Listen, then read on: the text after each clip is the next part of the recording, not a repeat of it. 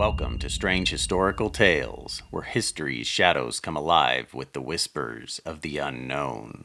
Today we delve into a chilling case, a tale of eerie intrusions, stolen locks of hair, and a community gripped by fear during the dark days of World War II. Imagine, if you will, a town on edge, not just from the distant echoes of war, but from a more immediate, insidious threat. A shadowy figure slipping into homes under the cover of darkness, leaving behind only terror and a few stolen locks of hair. This is the story of the Phantom Barber of Pascagoula, a mystery that remains unsolved and profoundly unsettling. Who was this phantom, and what did he want? In 1942, as the world was engulfed in the flames of war, the town of Pascagoula, Mississippi faced its own peculiar menace. The Phantom Barber began his reign of terror by silently entering homes, cutting locks of hair from sleeping victims, and vanishing into the night.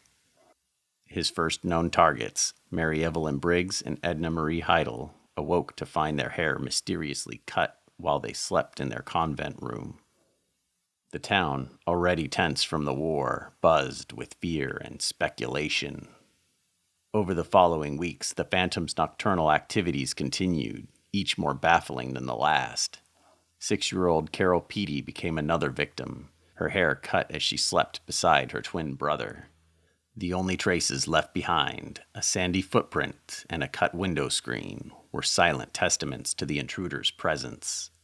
A total of 10 incidents were reported during the summer of 1942.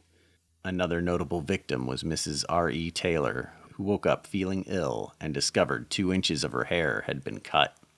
It was suspected that the Phantom Barber may have used chloroform to incapacitate his victims.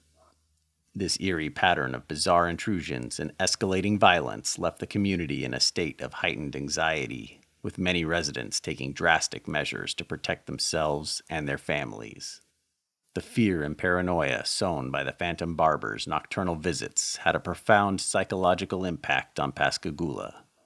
Residents kept their lights on all night, and neighborhood watches sprang up as people sought to protect their homes. Some believed the barber's actions were intended to undermine the morale of local war workers, given Pascagoula's critical role in military production during World War II. This theory hinted at a darker, more insidious motive connected to the global conflict. But then, the Phantom Barber's activities took a darker turn. The home of Mr. and Mrs. Terrell Heidelberg was invaded, not for hair, but for violence. The intruder attacked the couple with an iron bar, leaving Terrell unconscious and Mrs. Heidelberg severely injured. The Pascagoula police, under immense pressure, enlisted the help of bloodhounds and deputized 6 men to assist in the hunt.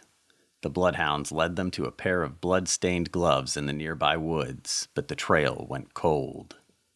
The community lived in fear, with families taking turns to stand guard at night, protecting their loved ones from the phantom threat. Eventually, a suspect was apprehended, 57-year-old William Dolan, a German-born chemist with a checkered past. Dolan was accused of being the Phantom Barber, but the evidence was circumstantial, and many believed the true culprit remained at large. William Dolan's background painted him as a convenient suspect. A German-born chemist, Dolan had run a pharmacy in New Orleans before retiring to Pascagoula with his wife. He had a history of minor legal troubles, including a recent trespassing charge. Police Chief A.W. Easel and Pinkerton Detective Miris Talley theorized that Dolan held a grudge against Judge Terrell Heidelberg Sr., who had denied Dolan's bail reduction in the trespassing case. Dolan was implicated in the attack on the Heidelbergs due to witness testimonies placing him near the scene and the discovery of human hair near his home. However, the connection was tenuous. The attack on the Heidelbergs was significantly more violent than the Phantom Barber's typical haircutting incidents, leading some to question whether Dolan was truly the Phantom Barber or simply a convenient scapegoat. Dolan was convicted of the assault on the Heidelbergs and sentenced to 10 years in prison. However, he was never charged with the other Phantom Barber incidents, and many in Pascagoula feel uneasy about his guilt. The bizarre nature of the crimes, coupled with Dolan's dubious connection to them, left the town divided. Years later, Dolan passed a lie detector test and was granted a limited suspended sentence, further casting doubt on his involvement. The case of the Phantom Barber remains one of Pascagoula's most enduring mysteries. Was William Dolan truly the phantom that terrorized the town, or was he merely a convenient scapegoat? The truth may never be known, but the legend of the Phantom Barber continues to intrigue and unsettle. A haunting reminder of how fear can grip a community and how some mysteries remain forever unsolved.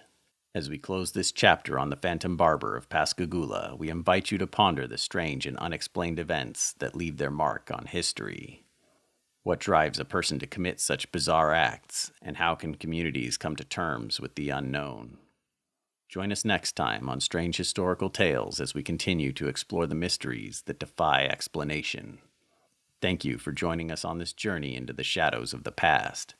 If you enjoyed this episode, please like, comment, and subscribe to Strange Historical Tales. Share your thoughts below. Do you believe William Dolan was the Phantom Barber, or was the true culprit never caught? Stay tuned for more stories where history and mystery intertwine. And don't forget to hit the bell icon to never miss an episode from the darker corners of history.